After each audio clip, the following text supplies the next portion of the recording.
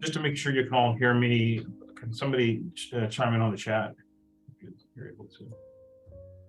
Nobody has access. There we do. Now I think you should be able to have access to chat. Thank you, Tabitha. Okay, very good. I get kind of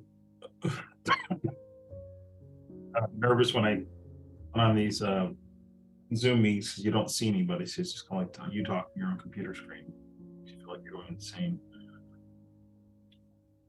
Okay, so tonight's topic. Oh, let me stop the music. It's kind of relaxing. So I try to listen to relaxing music when I grade, so I'm not too harsh on you guys. Two things you have to do is stay calm and not get excited when you're grading, and eat before you start grading. If you're irritated, you'll skew your grades negatively towards students, something that I saw a researcher talk about. So I always try to keep that in mind. Yeah, go ahead, Ruben. Laura says that they don't have any audio. So if everyone else can hear Laura, then the audio is on your end. So see if you can adjust your audio settings. And you can go into Zoom's settings sometimes to see if you can't change it. I don't know if you're on a computer or laptop or phone. So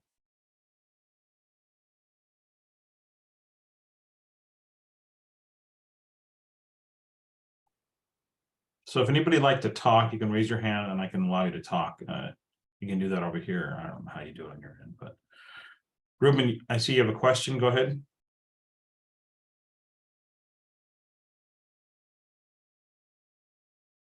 Maybe you're typing it. Okay, I'll go along, and once Ruben has time to type that in, maybe we can get to answering that. So continuation of some of the counseling skills. Today we're going to talk about encouraging, paraphrasing, and summarizing. And these are in response to you listening to your client. So we're always keeping that empathic listening open, those open questions that Dr. Wentz talked about last semester, or last symposium, excuse me. Okay, so encouraging in the act of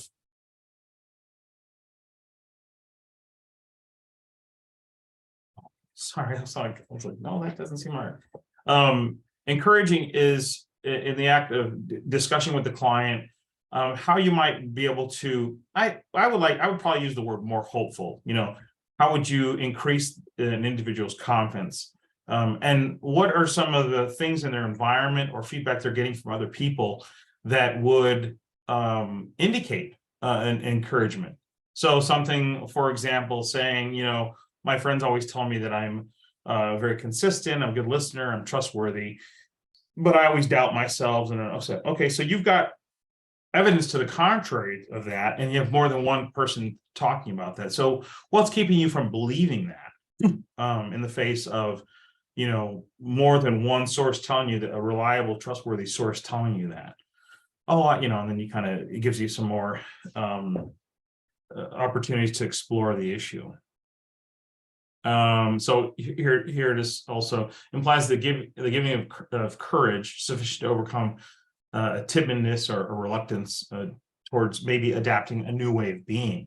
Sometimes we're taught, especially as children and in certain cultures, I could say specifically speaking from Hispanic Catholic upbringing, we're taught to be humble and to be subservient in lots of ways, especially to our parents. But this, in many cases, is a contradictory when you're trying to move out of like the realm of dependency, the role of a child, and moving in towards more of a better adapted role as an adult, as a parent, as a leader, as a counselor, as a student. You can't always rely on being dependent. You're expected to grow out of that role. Okay, great. I'm glad that you can hear. All right. So everybody, I was in IT for 17 years. And we used to work with this guy. I can't remember his first name. I think it was Steve Colbert. And we used to call him Cold Boot Cartier. Oh, Steve Cartier, excuse me. And because all he ever did to fix computers was just cold boot and reset them. So that's always the first thing you should try if you're having a technical difficulty. Restart the system, restart your phone, restart your computer, restart anything you can, restart the app, the program. That fixes like 99% of IT problems. And I can tell you from experience that, like I said, I was in it for 17 years. Okay, so getting back to our presentation here. So in the counseling session encourages, they don't have to be verbal, they can be. You can just nod, and your facial expressions are really important too, to show that you're focused, you're interested, you're present. And here's a few examples. If any of you guys in theory probably hear these things very often. I had an amusing session with one of my adolescent clients yesterday in the evening, and she said, before I could say, she goes, "How does that make me feel?" Yeah, Ruben, you can leave early. It's okay. I don't want you to ask the question for everybody, because then everyone's going to want to leave early. So yes, of course, I answered that already. Please feel free. If you got other responsibilities, that's fine. Just make sure you get the password from me after the meeting, so you can email me and I'll send it to you. I appreciate you being here for the time that you can. It's okay. Okay, so you probably heard a lot of these things, and I just thought it was funny. My client, she's a 13-year-old adolescent. She got to the punch before she goes, "How does that make me feel?" And I was thinking, I was just going to ask that. And I was thinking, oh, is that formulaic? But I liked it because what it shows that she's gained the skills to be introspective, to ask herself, how am I feeling about this? To check in with her own process and her experience. And that is paramount. And this session was especially unique in that she wasn't tearful, she wasn't depressed, she wasn't talking about suicidality, and like, so it was encouraging to say the least. And we reflected on that too, because I was, the whole point of us is to kind of get our clients to where they're no longer need us, and they're their own best therapist.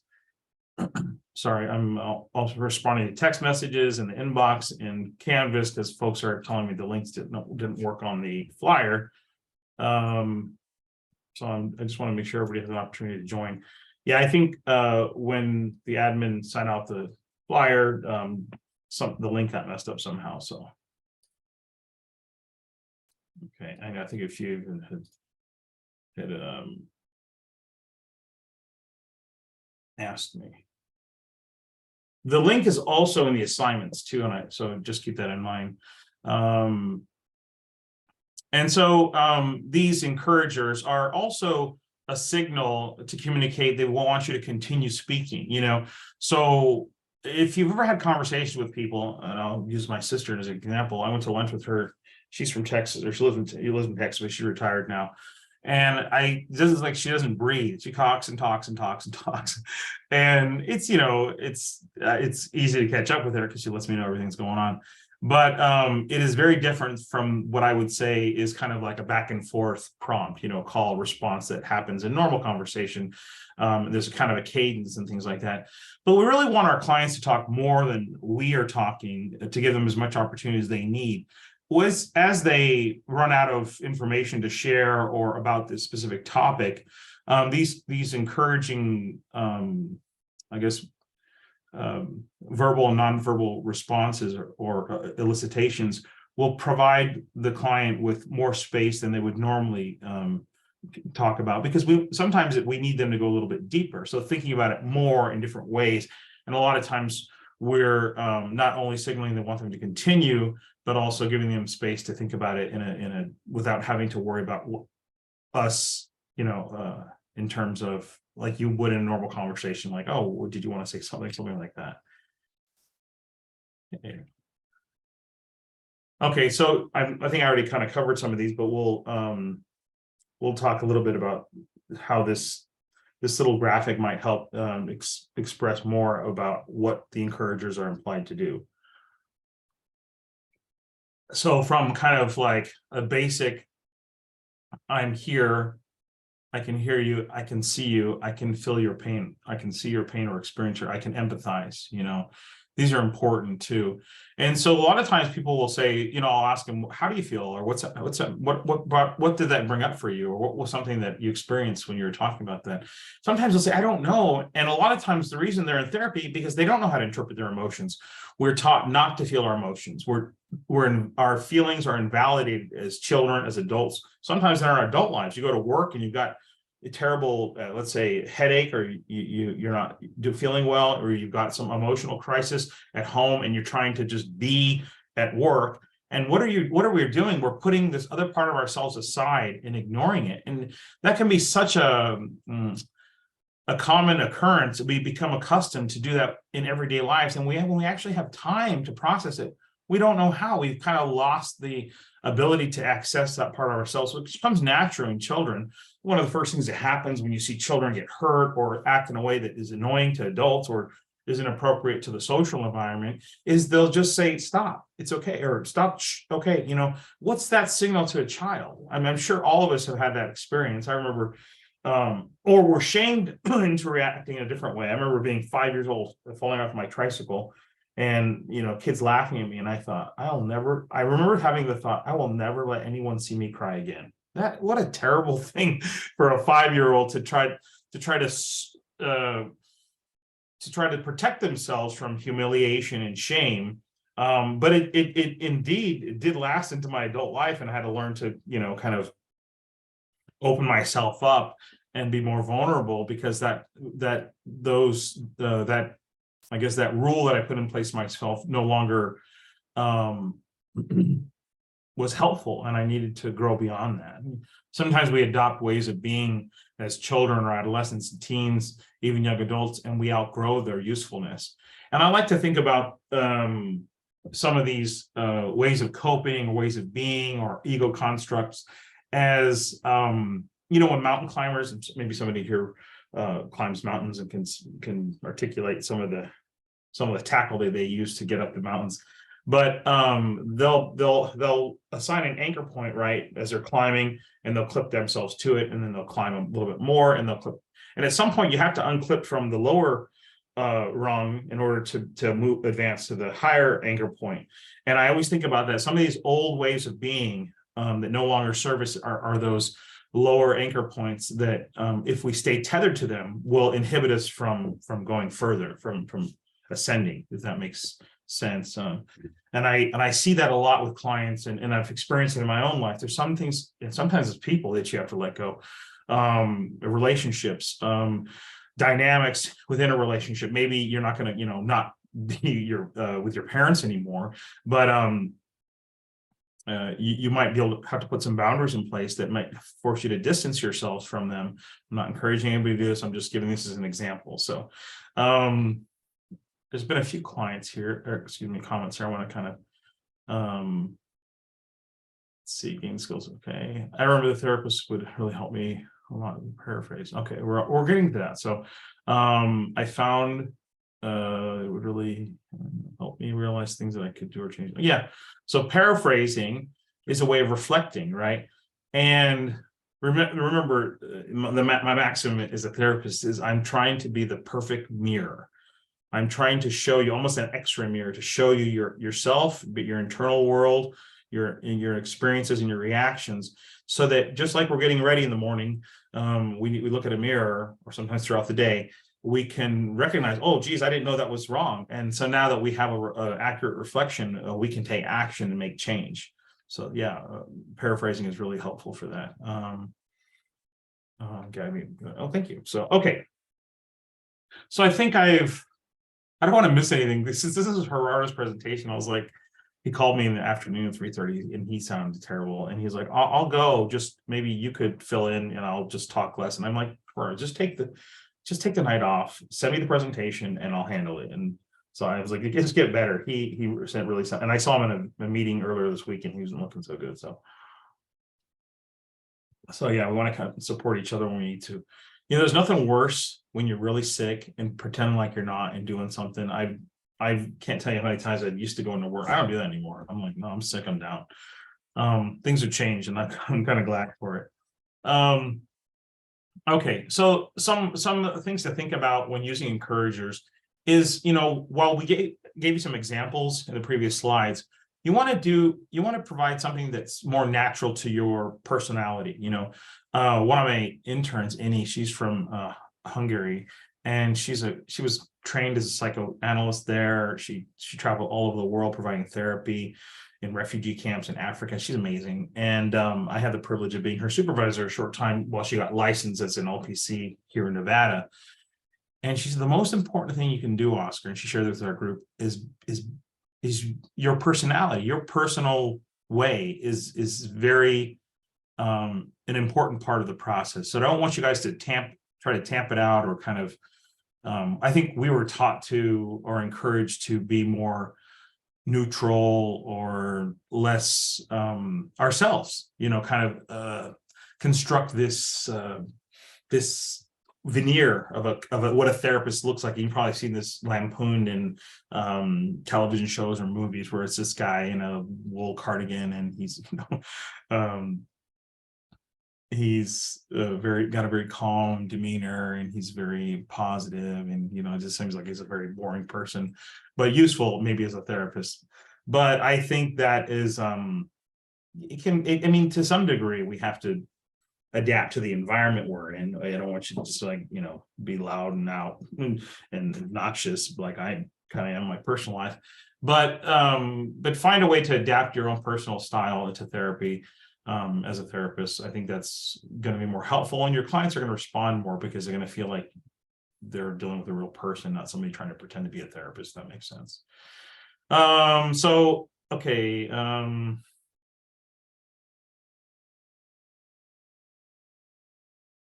Yeah, okay. So I like this one. If you're repetitive, the client might notice and feel unheard. If you're like, you're like, you might hear this with people that right? That we're like, yeah, or yeah, I get you. And it's like, are you really listening, or you're just saying that? So you don't want to overuse the encouragers. Be genuine. It doesn't have to be kind of like crafting a masterpiece every time you respond, but at the same time it should be natural. It should reflect the mood of the room. And one way to think about moods and emotions is the mood is like the weather, right? And the emotions are the is it raining? Is it cloudy? Is it cold? The more specific parts of it. So like there was forecast, there was a hurricane or something like that. Kind of gives you the overall weather. And then Dr. Jim, a colleague of mine that I worked with for a few years, I remember him explaining mood and when you're doing assessments and emotional states. And I thought that was a really good way to clarify that for me. So when I used to write notes and things like that, I'd talk about mood, and that was the overall mood, and then the emotional states. And I was just, expressing, tearful, disorganized, whatever was presented by the client when I was assessing them. Okay, and now moving on to paraphrasing here. Amanda had a comment. I want to read these out loud because I think it's good to share. My therapist will have an active conversation to ensure that I'm being heard and acknowledge what I'm saying, so we can work on what I'm saying. Okay, yeah, I think that's a good practice. Okay, paraphrasing, I'm just going to read these out loud, is a strategy in the counseling process to indicate that you are attempting to comprehend, understand, listen to, approach the client's experience. It's a strategy that allows you for working with a working alliance to be enhanced. Strategy that allows the client to gain awareness. This is a strategy that either cognitively charged or feeling charged. And yeah, that's really important. Is this a thinking thought? Is this or is this a feeling? And of course, the two are not separate. I've heard people say, well, that's not a feeling, that's a thought. Okay, stop. What are you trying to? This is like when people speak a different language and they try to speak English, and people don't really try to understand them. They're just like, you're not saying the words the way you should, so I'm just going to pretend like I don't understand what you're saying. So we want to really lean into trying to understand them. Just like, so maybe sometimes a child will communicate with us in a way that isn't fully developed, but we get the meaning. And I speak Spanish. I have I learned English first. My parents are from Mexico, and so it's kind of cost me a little bit to polish my Spanish. But every once in a while, I get stuck, and then I used to get embarrassed, and people would criticize me. I said, "Do you know what I'm trying to say?" And they said, "Yeah." I said, "Then what's the problem? I don't need to speak a perfect, grammatic sentence every time, and I don't even do that in English. So I don't. Why should I have to in Spanish?" And that kind of alleviated me from the kind of anxiety and angst of not reproducing the Spanish is the way I'd like to. And it freed me. So I try to do that in English too, not to worry about too much about what I'm saying, but trying to get the meaning across. And I'll tell you that language, whichever language it is a clumsy method for understanding one another. That's why we have facial expressions, and we have dynamics in our voice and our cadence and all kinds of different ways that we can understand each other. And it's important to develop those skills as a counselor, but also as a listener. What are they telling you? How they're talking? And what are they communicating? They're saying they're okay, but they're tearful and they're nodding no, or they're looking down, or they're disengaging. They're not meeting your gaze, so you guys are kind of in touch with each other. There's something, they're avoiding something. Those are all ways of communicating that we really have to become adept at reading. Sorry, I know Ruben shared a thought here. I'd like to read that here. I've taught myself not to show weakness, and I'm able to grieve loss. It sucks. I'm working on therapy, but I could feel emotions but can't cry. Okay, well, that's progress, and you don't have to emote the way everyone else does. But thanks for sharing that. Thanks for making yourself vulnerable. I know it's not easy in a group like this, but I think it makes us all understand. I like everyone talking about their own therapeutic experience, because it just normalizes what we do to care for each other and for ourselves. As an ESL student, I can appreciate liberating yourself from perfect speech. Yes, exactly. It took me a while to get there, but now I'm much more liberal with my Spanish than I used to be, and I kind of hamper myself down. Okay. But I think it is important to sometimes to articulate if this is coming from the mind, their thinking mind, or their emotions feeling. But it's not relegated to, because the two influence each other, right? A thought, if I have a negative thought about something, or I have a thought of let's say a worry about an experience, like being anxious if I'm at a job interview or something like that. So I was thinking about being nervous, or thinking about it not going well, and it caused an emotion of feelings. But where do the two happen? Almost simultaneously. They are part of one another. I'm kind of making these little figure eights here with the mouse. And so I don't think it matters too much. It does in some instances, if it's a feeling function and maybe a thinking function needs to be employed in terms of reaction. And this is kind of from the Jungian psychoanalytic literature, that sometimes folks will try to use one function that is inappropriate to solving the problem. And that can be an interpersonal communication, or like, let's say you're having an argument with your wife. I'm going to go into these stereotypical gender roles. And she's telling you how she feels, and you're arguing with her about what she's saying, because what it means, in its literal presentation, it doesn't make sense, right? You're telling me this, and this. So I do this all the time when I'm working with couples. I'm like, okay, I hear you're kind of just taking the literal text of what she's saying, but let's go back a second. And what I'm saying, she's balled her fist ups, and she's pressing on her knees. Her voice is trembling. She's tearful. She's fearful. She's shaking, and you're trying to go down like, why this isn't a logical sentence. You're missing the whole point of the communication, because it's not the way you want. But try to meet her where she's at. What is she trying to tell you? and maybe it's a bad metaphor, but maybe like your dog is trying to communicate, we look for signs, and people will tell me all the time, oh, he's fine because I can tell he's wagging his tail, or he's whatever, he's not upset. And yeah, body language, facial expressions, everything. But guys, because you might be trying to get out of, I'm going to villainize guys here. You might be trying to get out of responsibility for what's happening, or in some way by, using a little, let's say, a grammatic tactic, to get around this. And a lot of times, I have to kind of catch them and say, what's the goal here? Is the goal to argue, to win, or to understand each other? And of course, everybody's going to come down. That's kind of a loaded question. And I'll say, okay, let's step back. And I want you to just watch, and I'm going to reflect what I'm seeing your wife say in a lot of different ways. Okay, Alicia has said, I'm presenting a parenting class tomorrow evening. For the first time, you have advice how to approach it, make it fun. Well, engage people's, I'm guessing it's not a parenting class that anybody wants to go to. Maybe they have to go to. I'm not sure what the event is. But of course, if you can make it fun and personable and relatable to people without judgment, and a lot of times relating to people's common experiences of making mistakes and humanizing yourself, and then them sharing in that process, can be really helpful. I try to do that in lectures, so I'm just kind of more genuine, more myself. Let's see. I saw some other questions here. I don't want things to get too behind.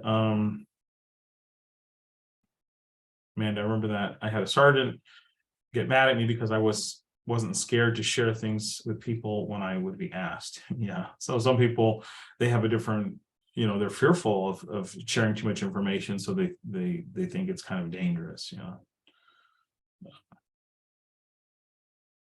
Yeah. It's like different type of emotional target. I see it. Okay. Great. Anybody have any specific questions about this? So, I'll go along, and I'm sure you'll have some as we go along. So when do you want to paraphrase? So as a client's explaining these things to you, when you need to understand. And so this can be a way of ensuring, I don't know if anybody ever remembers those old modems, like, we used to have the dial-ups and things like that. And you hear that horrible sound, or like the fax sound.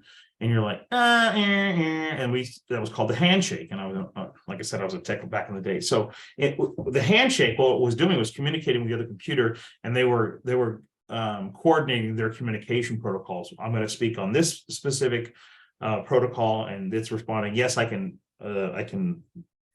modulate, demodulate that signal, and then they establish communication. So, but if that isn't done, sometimes there would just be a disconnect. Nothing, the one computer doesn't transmit if it doesn't get that handshake response. So sometimes we have to understand where the person's coming from, and you might be completely off. So, and it's okay. It's like, unless you're not paying attention, then, and it kind of comes up a lot, then it's a problem. But sometimes we're off, and I'll just say, so do you mean to say that this experience for you led you to, let's say, share less? And they're like, no, that's not what I mean, and they're like, oh, okay. So, so let me back up again. So let me see if I can understand it more.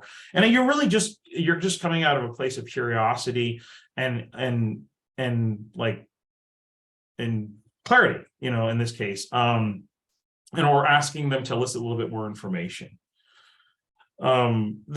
And one of the things you'll find, if you don't know what to say to the client, or you're not sure where they're at, you might be checking out. And I'm going to tell you, a lot of folks who have been through serious trauma will disassociate at times that are really not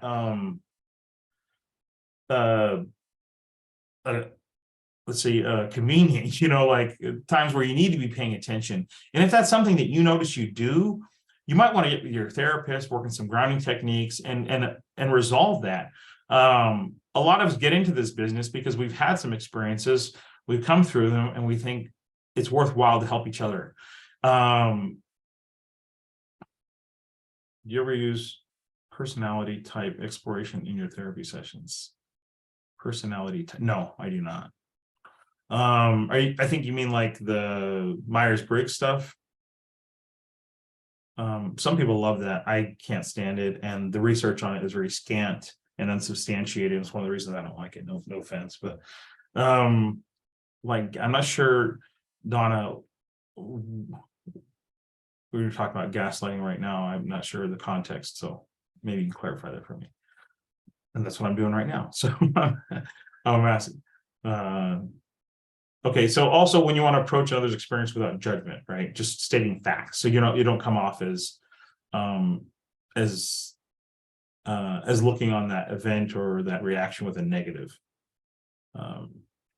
Yeah, gaslighting can be like invalidating, but it doesn't always have to be. It can be sometimes people don't realize other people don't feel the way they do, and then you'll say, no, that's not what I meant. And you could legitimately have that experience, but it also could be used as a tactic to evade responsibility. And I would say that when I hear people talk about gaslighting, it's usually a disconnect of communication. Now, do people use it to manipulate other people and try to, take advantage of them? Sure, but that may not always be the case. And you can just restate your feeling, like, this is my feeling. You're saying I shouldn't feel this way, but I do. Okay, and we can't help how we feel. We can help how we react, for sure. Just like if I tell you not to listen to my word, don't listen to what I'm saying. Your ears are picking up the signal, and they're gonna translate that into your brain. So if somebody says something or does something, you have a feeling, an emotional response. It doesn't necessarily make it valid, because just like it doesn't make it invalid either. But you had the experience. So I guess let's stick with that. It's valid. You had the experience. However, let's say you suffered severe trauma. And I'm going to use Ruben as an example because I kind of feel like I embarrassed him. And he was 5 years old and he had a terrible teacher. He used to yell at him all the time and humiliate him in class. And then tonight, while I kind of admonished him because I didn't want him to share that chat with everybody, he has almost like a super fast flashback without even realizing it, and then is really upset and angry at this situation that's relatively benign in my estimation, but he feels very angry and frustrated and judged and embarrassed by it. And tomorrow he goes to the registrar's office and drops all his classes and drops out of college. So he has a reaction that isn't appropriate to the event, but he had his feeling, but it might be a callback to let's say a traumatic experience for him. Does that make sense? I know I'm not trying to get out of the idea of gaslighting, but I think it's almost overused in kind of popular culture and social media. And I want you guys to understand there are nuances and understandings to these things. And when we're working with clients, it gets complicated,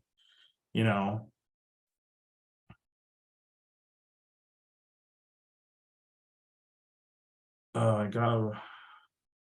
Okay, so I appreciate you guys sharing, but this isn't going to be a therapy session for anybody. So I want to stick to us as an educational experience. If you guys want to talk after one out, okay, that's fine. I'm not sure. I can't hear you, so maybe I'm misinterpreting the message here. But just as a warning here. Okay. So here's a formula in the way, and these are Gerardo's, where I can hear him saying it when I'm reading them, because he developed the PowerPoint presentations for this. Listen carefully to the client's story, reflect back to the client, a condensed, non-judgmental version of the facts, and watch your tone, watch your emotional reaction, because you could say, I'm not judging you, but you really sound like you are, and your facial reactions, everything, your body language, and of course, do not parrot. So he's saying here, this is a formula that you can use, or these are some qualities of the response, but it's not the formula. So you don't have to stick to it every time. You don't necessarily have to go in this order either, Sometimes it's completely appropriate to parrot if it's done in the right way. What I tend to do, and it's just more my style, somebody might tell me something, and I'm gonna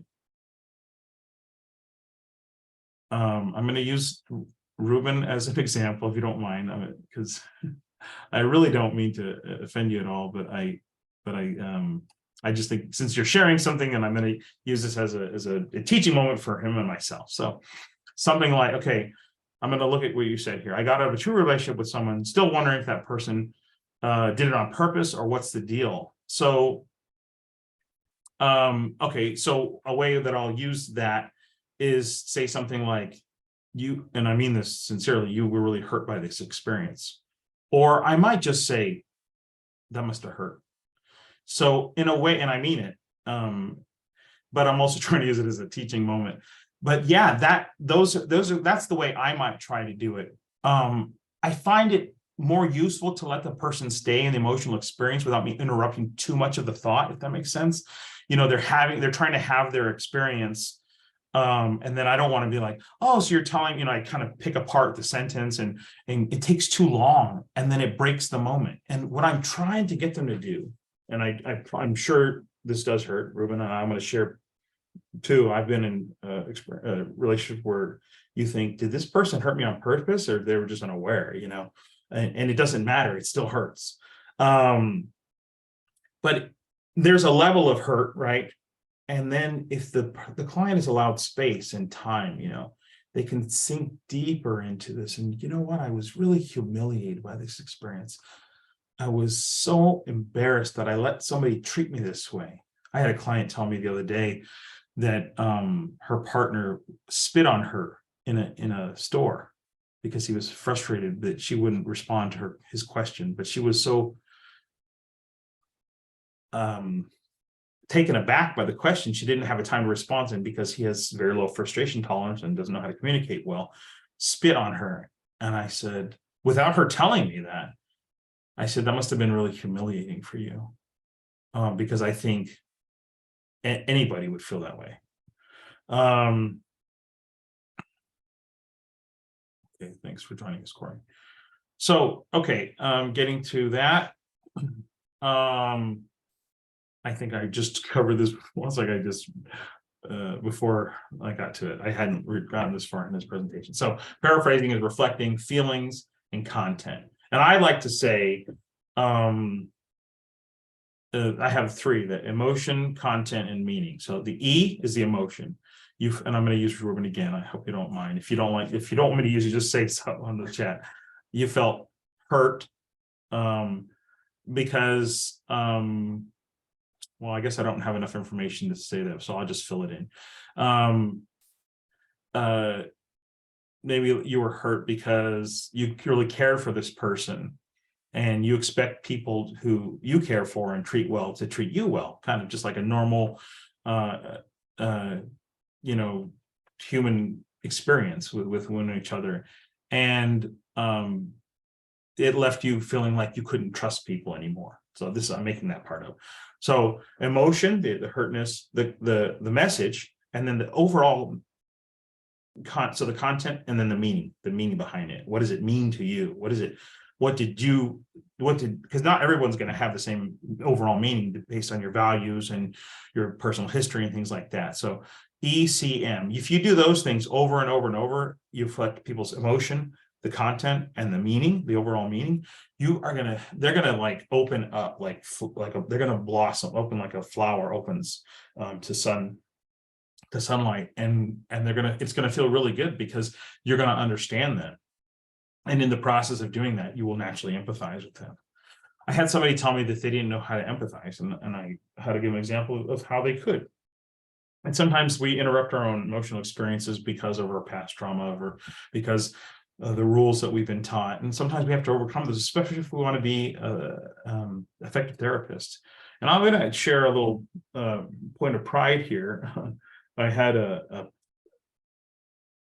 client, excuse me, a previous student contacted me, and I'm just going to read it here because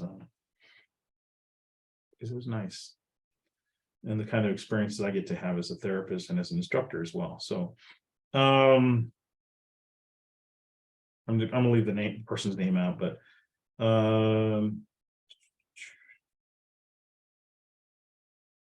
hey, just wanted to reach out to you. You were my professor in 2016, 2017 for UNLV in Human Services. Of course, I remember you. How amazing to see accomplishments you've made. Thanks for reaching out. I just want to say thanks. Your class really helped me choose to be a therapist. Very grateful. Thank you. Means so much to me. I truly appreciate that. And then we had a little just kind of back and forth about how things were going, catching up. But I just thought that was so cool. And I hope the same things are happening within this program too. That was when I was back in ULV. I've been at GBC since 2016, so it's probably my last year there, honestly. Okay, yeah, so I wouldn't do it to someone else for that person. Yeah, that's contrary to your own values. Okay, so the formula continue, reflection of content. It helps us gain clarity and continue exploring the main challenges for the client. And then this may enhance their own awareness. So here's, and you'll hear this a lot. So some of the STEM sentence will be, it seems like that. It seems like, this experience made you insecure about trusting other people. It sounds like, looks like, tastes like. So you can use metaphors that might help articulate a finer point. My sense of what you're saying, and I probably wouldn't say it that way. I would say something like, I think you're getting at, or my sense is I would shorten it. I like to have really short responses. Like I said, that's part of my style, because I feel like it over time, I've taken people out of in my experience, when I started as a therapist to today, I take them out of that mental state and I interrupt the process. So I try to stay as brief as I can, but impactful and meaningful, to continue the communication without, like I said, making them think too much about things, like talking a lot, if that makes sense. Okay, use other keywords and main ideas. Briefly state the essence of the other's talk. It sounds like your finances were impacted profoundly, and you faced the divorce process. It's wordy for me, but you guys get the message, right? Check for accuracy. Is that right? Am I hearing you right? Is that what am I understanding you correctly? Or do you mean to say this? And I'll maybe give an example to make sure I'm on the right page. And you probably notice that isn't something that happens in everyday speech, And some folks are more articulate in terms of how they share things, and others are more, they rely more on, what's like the opposite of articulate? I don't mean to say inarticulate, but they're implicit in their message. It will be within the context of the message and how it's delivered so you want to pick up on that. I probably, in my everyday speech, when I'm trying to explain something, I'm more wordy than some people, and other people are more expressive emotionally and use less words. I notice that in lots of different cultures, and I think a lot of it has to do with that. Okay, so let's see. I can tell that you're afraid and sad at the same time for not taking care of your well-being. Okay, so when you ask somebody how they're feeling, well, that's a big question. Sometimes it's a multi-sensory experience, right? It doesn't always have to be one thing. I'm sad, I'm lonely, I'm tired, I'm hurt, and sometimes people will use words that mean other things to try to explain that. That's the whole point of metaphors and things like that. So they might say that, that was real painful. Painful how? Help me understand what that means for you to be painful. Well, I lost, my house, my family, my children. Because of that, I was thrown into financial ruin. And because I wasn't attentive to my job, I lost that. So I lost my career as well. So you're grieving on multiple fronts, work, family, identity. Okay, yeah. So you see how I'm getting there by just asking them to go a little bit deeper is so important. Without that, you're going to stay surface level, and you're not going to really allow the client the opportunity to say the things they need to say, because there's a social kind of contract that we don't burden people with the things that we have in our life. And a lot of people tell me, I'm so sorry to have to tell you, I'm so sorry, I'm crying. And I'm like, no, it's okay. If any place, this is the place to do it. This is the place to do it. Um, and so a lot of times we have to kind of coach them to allow them permission to do that. And then once they get used to it, it's not as necessary. So you can pull back, you know. I might do a lot of nodding. Okay. Wow. Geez. You know, natural. Your like you said, your personality.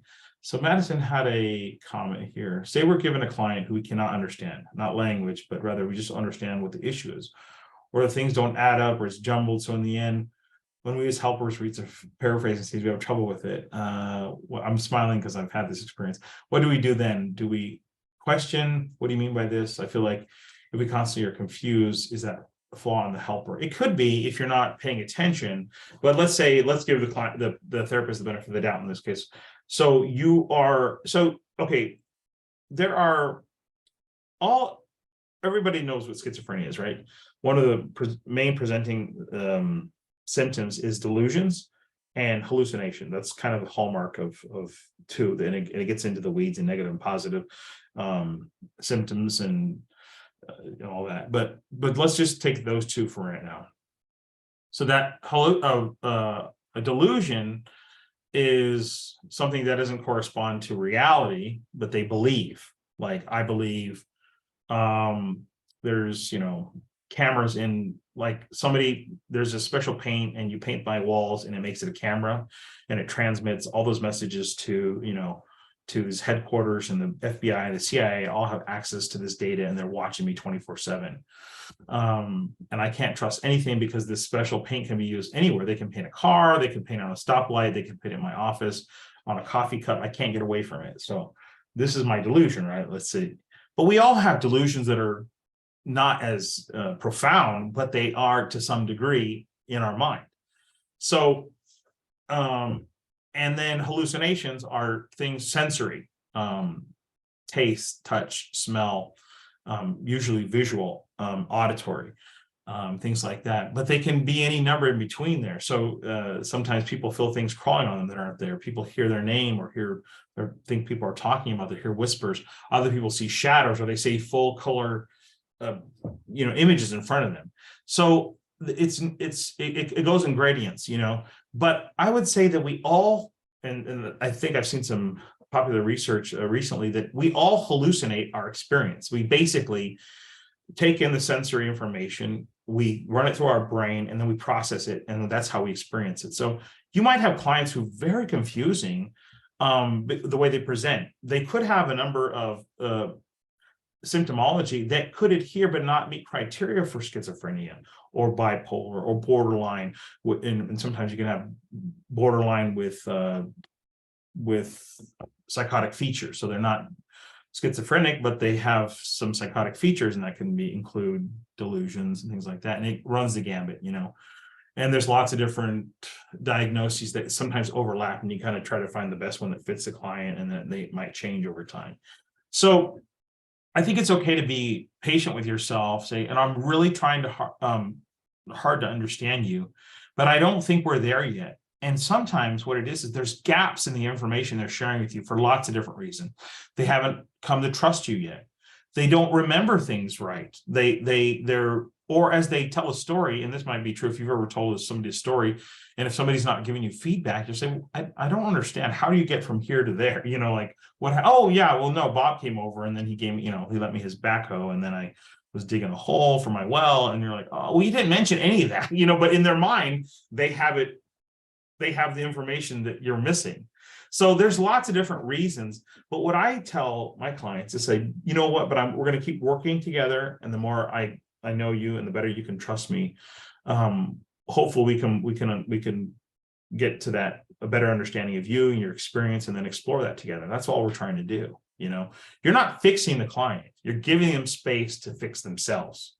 You're giving them time, you're giving them energy, you're giving them compassion, so that they can figure out what's going on.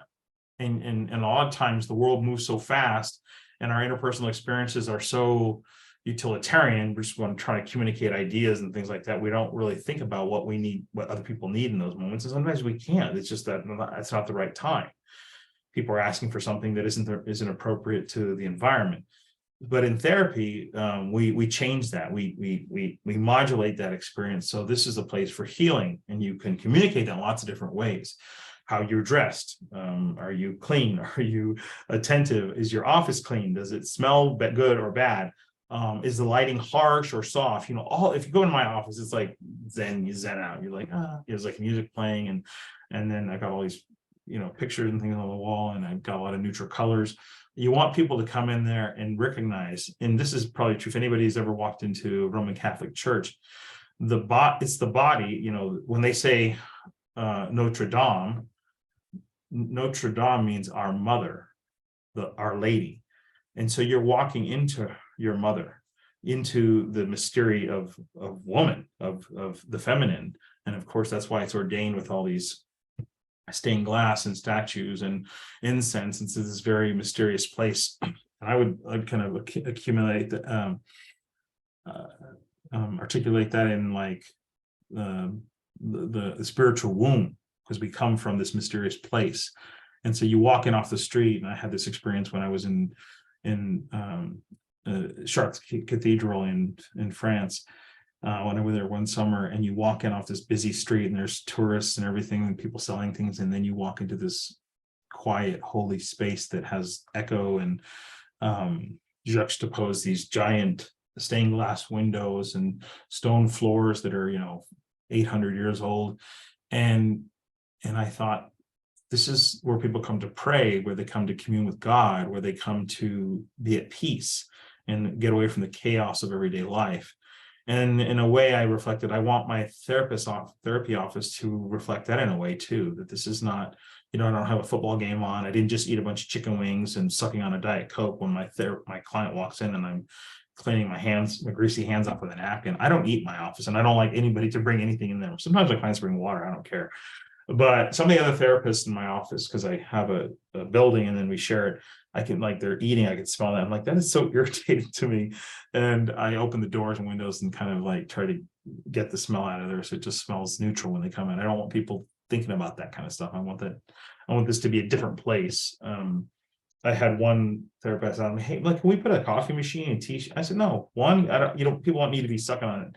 Stimulants where they're trying to get into like a deeper a mental emotional state, and two, I don't want to deal with the sugar and the cream and all that stuff. I'm like, we have water here, that's it. This is not a deli or a Starbucks, you know, this is a therapy office.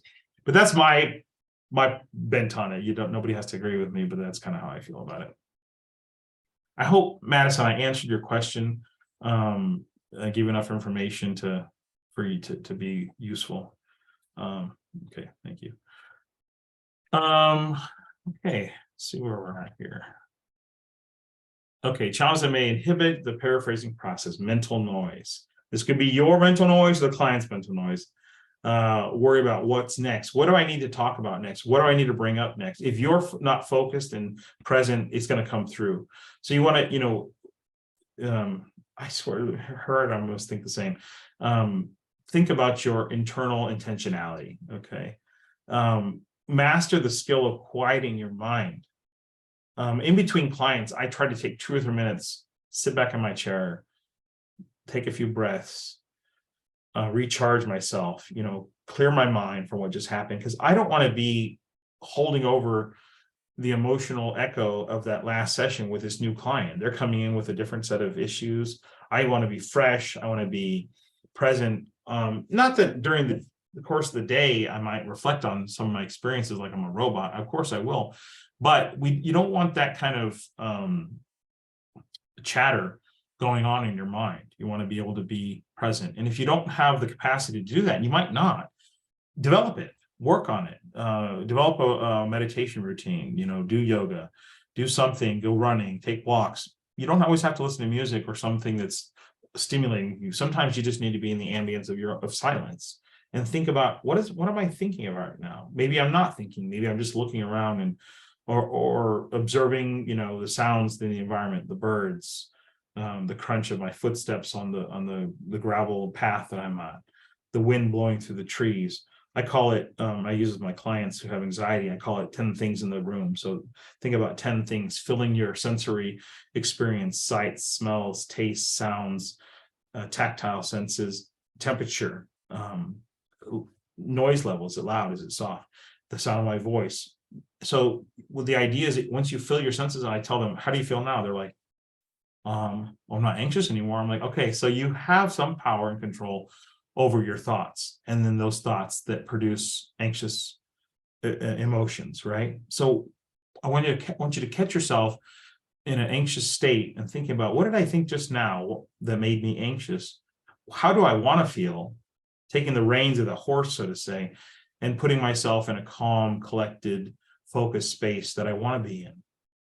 We can always do something, and it doesn't always have to be external. It can be internal, to help us control our emotional state. It's true, but we have to practice it. We also have to believe that we have the capacity. Sometimes I'll do it through guided imagery or meditation with a client to show them, I didn't bring up all those details of the scenario. You did. You went to your, that calm space on your own. I provide you a little guidance, but you filled it in. That means you have the capacity to imagine things and then change your emotional state. You see how that works? And then we might practice it. I might give them some homework or have them write something out they want to experience. But the mind is so powerful, and we have to learn to master it if we want to have any kind of control of ourselves. If we don't, we're at the mercy of the Buddhists call the monkey mind, the mind that jumps from branch to branch to branch, instead of being in the still point of the present moment.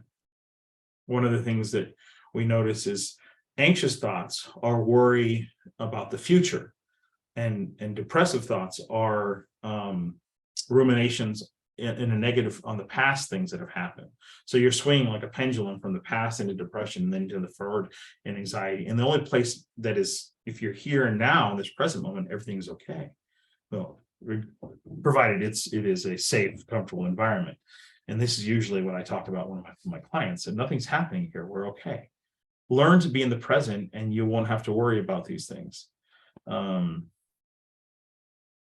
Yeah, my comments are going down. Well, so we all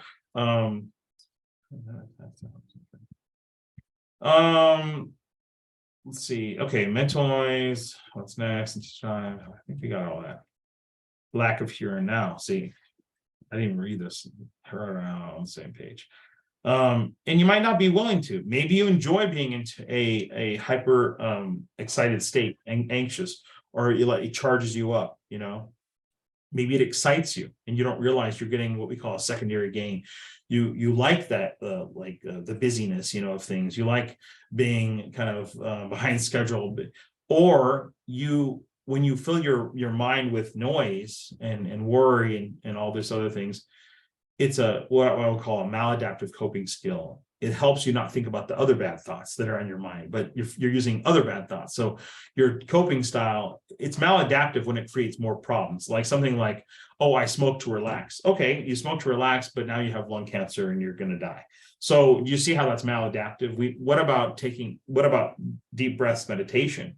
Mindfulness. You can have the same kind of Zen experience that some people do with cigarettes. I never liked smoking, but I could see a lot of people, they get that 1,000-mile stare and they're just nowhere, and they're like, that's where I want to be. I want to be nowhere because my mind is so noisy. It's painful to have to listen to it all the time. So then they've got this unbridled mind that they have never tried to control. And so they got to learn skills to do it. Well, good thing that we're inherently programmed and wired to do that, because we can produce speech and intentional movement, most of us. And we have some capacity, great or small, to influence that experience. But we really have to make the effort. And if we don't, it's kind of like having a dog. If you don't train it, if you don't put it on a routine, if you don't give it boundaries, it's just going to go all over the place. And we need to rein it in and discipline ourselves. A lot of times people will say, oh, I have all these problems. I'm like, oh, how's your sleep like? Oh, I never sleep. I stay up till 2 a.m. I drink caffeine in the middle of the night. Okay. I'm like, okay. So you need to work on your sleep hygiene. Well, I don't want to. I love it. I love drinking Red Bulls in the middle of the night. I'm like, okay, so you don't want to take personal responsibility, but then you want therapy to help change your experience. It's not going to work like that. What we can do is work on some skills that help you integrate the kind of life that you want with the behaviors that you're also putting out there. You can't just have any behavior, and so, therapy is limited. We can only do so much. So sometimes people are like, oh, this is where you're going to be. That's fine. I have lots of clients telling me I'm not interested in stopping cannabis, use cannabis is the way of my life. I'm like, okay, well, enjoy your panic attacks, enjoy your anxiety, but don't, I said, we can't have it both ways. So you can't, you abuse cannabis every day and then think you're not going to have anxiety problem because it's contributing to your anxiety. Well, I had it before and it helps me with it. Yeah, but it's worse now. And there's probably something, there's a relationship there to the use, the intensity of your cannabis use and the dosage and the frequency and your, negative mood states. So, so let's take, it's like telling people telling you they want to go eat donuts every day and they want to lose weight. You can't have it both ways. You've got to pick one, and it's about discipline. It's about changing your behaviors. It's about being responsible. It's being a grown-up with a grown-up body, with a grown-up life, with a grown-up mind, and saying, okay, I've got to take responsibility for my action. And you don't have to, that's fine. But we just have to be honest with them and say, if those things aren't going to change, it's unlikely that any of this other stuff will change. Why would it? I see that a lot, and I have to let clients know and be honest with them about. I'm like, you want your relationship to improve, but your alcohol abuse is getting in the way of that because you act erratic, you are unreliable, you're inconsistent, you're spending a lot of money and time seeking alcohol and being, drunk and things like that. So, okay,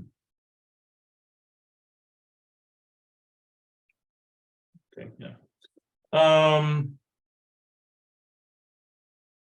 Okay.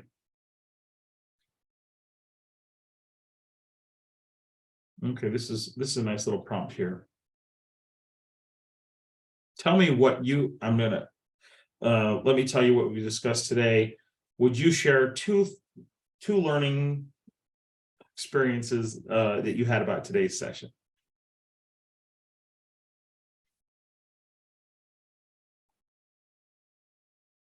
Stay with me, folks. We're almost done.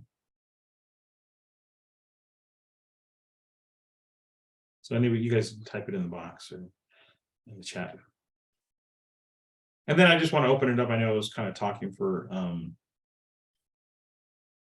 yeah, that's a good one. Change happens both ways, clients and the therapist. Yeah, so just to share two things that you learned from today's discussion. Yeah, so we can't take responsibility for fixing other people. We can help them in the process. We're assistants to change, and we can provide some tools and information and guidance, but we can't make the effort. And so we always tell, especially with substance abuse, I always tell my interns, don't work harder than your client. Don't work harder than your client. If you find you're like, why isn't this changing? Why is he keep relapsing? Is it my fault? You're blaming yourself. That's inappropriate guilt and shame. And you need to check that and say, okay, this is more about him or them, things. Cool. Yeah, so this is a nice little prompt that you guys can kind of remind yourself what we did. A clean room can reflect somebody's mental health of someone. Absolutely. Hey, you ever know when you're like not in a good way and your house is a mess? There's a lot going on here. Let's try to extend this so we can see more of it. There we go.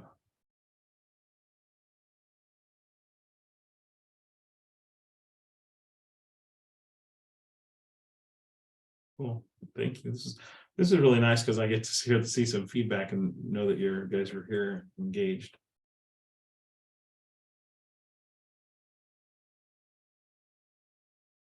Yeah. Thank you guys. Yeah. I love it. I love, when I know I'm behind on grading, but when I go through your guys' posts, and I don't always comment, I try to when I feel like it's meaningful and I have something genuine to contribute to a response. I love reading though too, because I can tell you guys are getting it. You're like, they're getting it. They got it. They got it. They got it. Yeah. So I mean, going back to a lot of this, what this means as I'm reading your responses, you have to be healthy to be a therapist. You have to have a healthy relationships. You have to have a healthy body you can't be tired or have like, low sugar or high blood sugar or whatever, because you can't focus. So you've got to eat right. You've got to be responsible. All the things you tell your patients you need to do too, because if you don't, you won't be able to one, be in a healthy mental state to be able to tolerate all these different emotions that you're experiencing with your clients, and then come back to baseline to realize those aren't my emotions, they're theirs. Just like you're watching a movie, you don't let it ruin your day.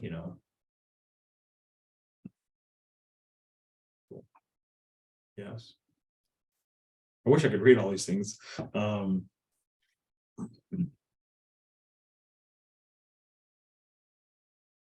Thank you guys. I really do appreciate you being here tonight. I'm sorry Gerardo couldn't be here to provide the presentation, but I was glad to stand in and help him out. And I know he's not feeling well. So before you guys go, I don't know how many people are on here, but I want to give you the passcode.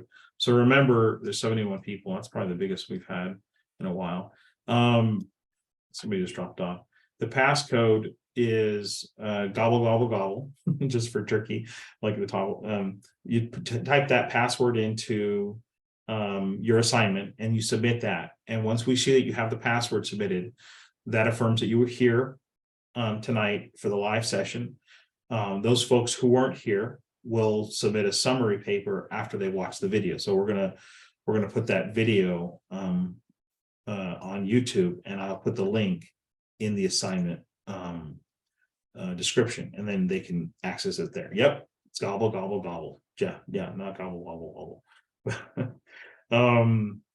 So gobble gobble gobble. I'm gonna type it in here just so everybody's, even though somebody already did. So the password you're going to type in here. I'm going to say it another time because sometimes people forget or they don't hear it. Yeah. Thank you guys. I really appreciate you guys being here. Everybody have a happy, healthy, safe Thanksgiving. Rest. Come back recharged.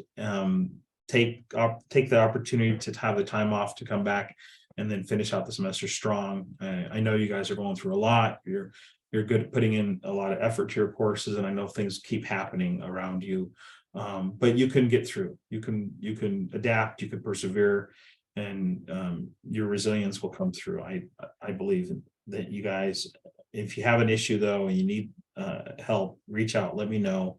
We're always as accommodating as we can be to a limit. We have to ensure that the program is, got integrity as well. We can't just let people make it their way. But if there's a health issue or some kind of crisis, we're usually very understanding in that way. We want to support our our students in a compassionate way. So thank you guys. I love seeing all the thank yous. I really do appreciate that. It means a lot to me. Thanks to you all. Thanks, Ruben, for letting you be my guinea pig during the symposium. We're going to be finished early, so you get to leave, and we can all leave on time, a little bit early. So thanks a lot, guys. Everyone have a great night, and I'm going to sign off.